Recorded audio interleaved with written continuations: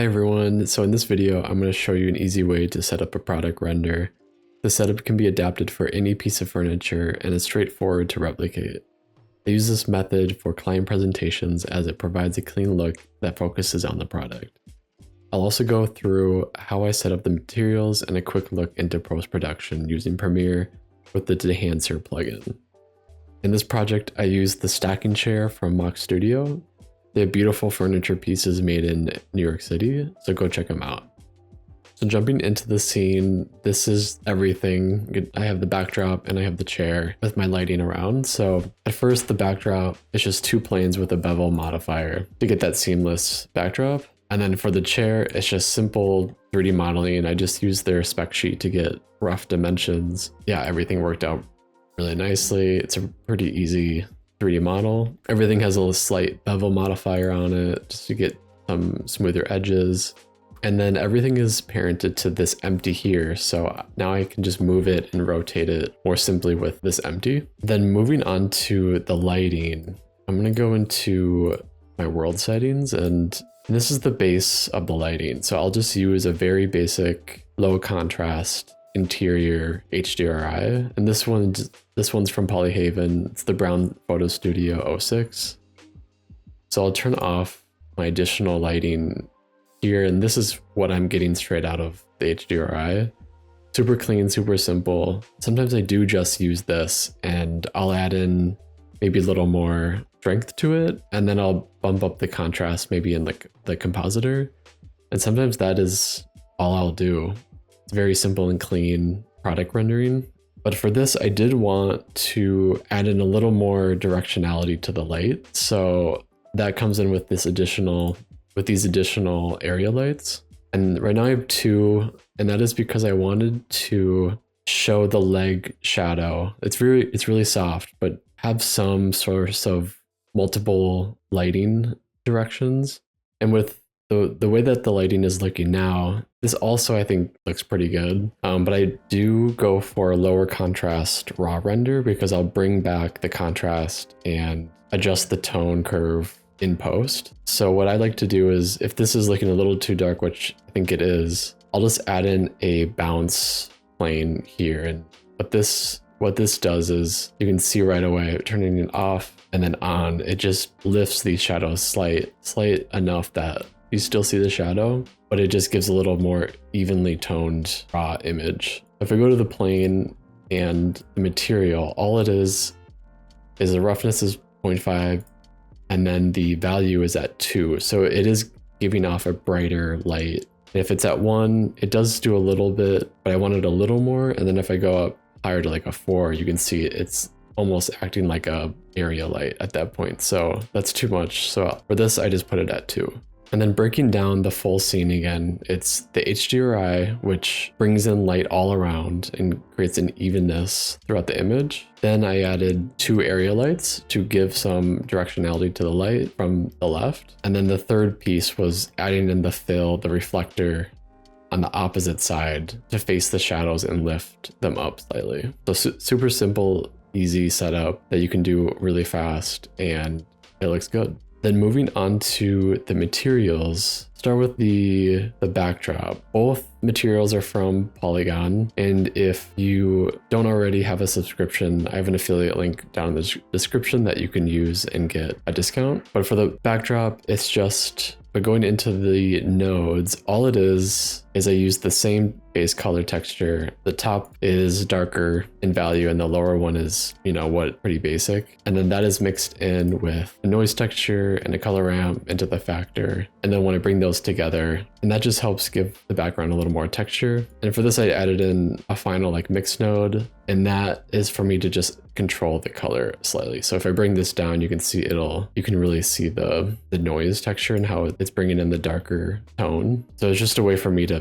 adjust that texture. And what I was looking for is really just it to be very simple. You don't really see it. Then moving on to the wood texture, I just used a walnut veneer from Polygon, and I'm going to start looking at the UVs because I did change it for this, and this setup is a UVW randomizer and also value per face randomizer. I found it from the YouTuber Oliver Higgins. I love it specifically for wood textures because you get pieces that are slightly different color, tone, and like saturation. So this helps with changing that up. And you can see, I'll zoom in, show what it does. So all it does, if you on this left color ramp, if I go up to white, it's not changing anything. You can see like everything is clear, everything is the same value.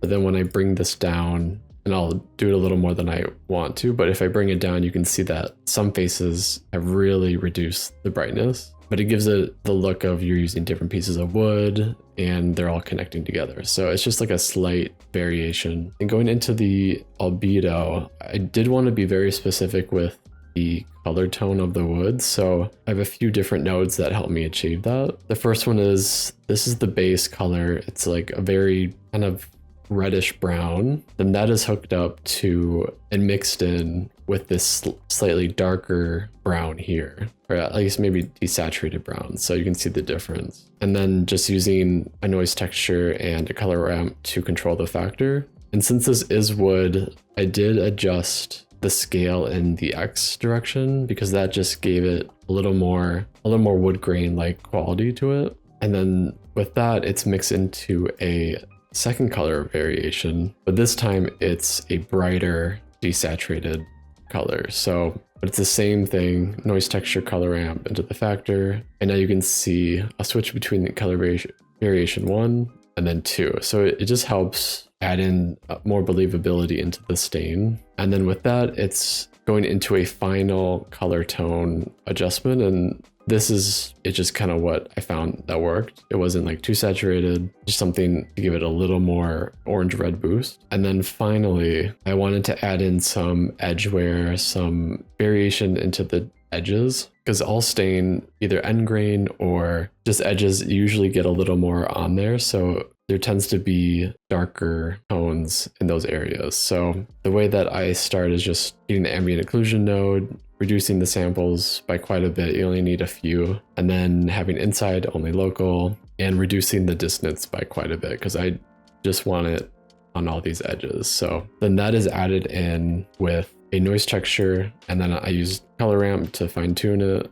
And then together, this is what it looks like. So you can see it, the noise texture is just adding in variation into the distance, and then another color ramp to fine tune that and get a little more detail in certain areas. I don't want it to have edge wear everywhere. I want it to be a little splotty. And then, yeah, that is just mixed in together. So this is the final, and I'll mute the ambient occlusion to see, so you can see without.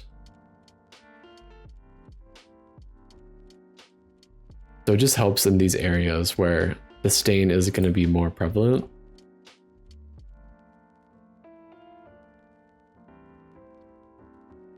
And then the only other thing I messed with is the roughness. And I just wanted to mix in a little more variation with the noise texture. And that gives me this like different look. It's very slight, but you can see some areas it looks maybe slightly more satin-like, and the rest is just matte. So once I had that, I was ready to set up the camera, and for this, it's just a really simple animated camera. It just zooms in, stops.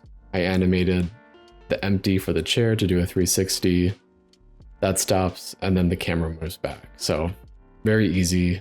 And then I'll show my rendering settings. So this is, I'm using 0.005 for the noise threshold, 48 max samples with denoise on, 6 total max bounces throughout.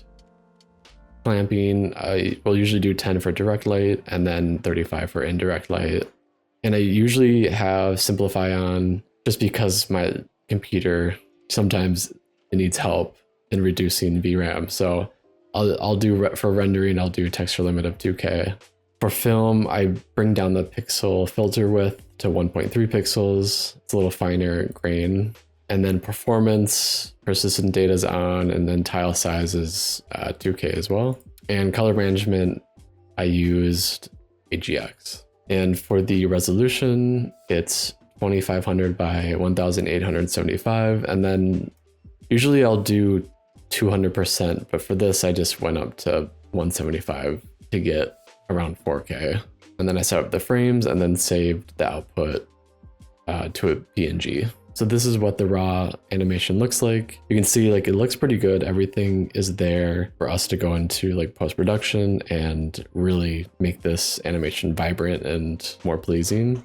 So jumping into Premiere, it's very easy what I do. I don't do too many adjustments. It's really for tone mapping and adding in the halation, bloom, and contrast. So what I did here was just, I have the base animation, I imported it as a sequence, and then I add an adjustment layer above that to make all of the adjustments we need. The first thing I usually do is just, I use the Dehancer plugin and I slap that on this right here, and that does a lot of work for me. So if I turn this on, you'll see right away what it does. It a lot more vibrant and contrast, so that's a good start. I won't go through everything, but there's a lot of settings in here that I slightly tweak to get this, and I just see kind of what looks good and I set it there. But for this, the film profile I used is Codec Gold 200. In the film developer, I enable that, and then I boost the color up to more than 50. It's usually between 50 and 70. So